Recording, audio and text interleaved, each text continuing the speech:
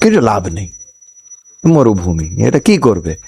লোক বলবে না আমি বিয়ে করব কিন্তু শুধু ভক্তি করব, সন্তান লাগে, এটা প্রপাত বলবেন ননসেন্স।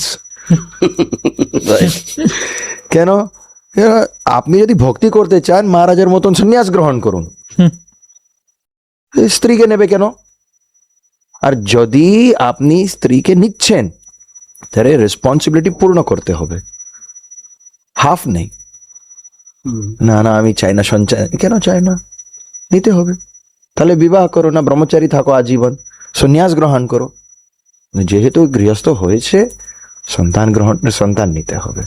তার গৃহস্থ হওয়ার মানে সন্তান নেই, আপনি বলছেন সন্তান নেওয়ার জন্যই তো গৃহস্থ, তা না হলে আর গৃহস্থর দরকারটা কি?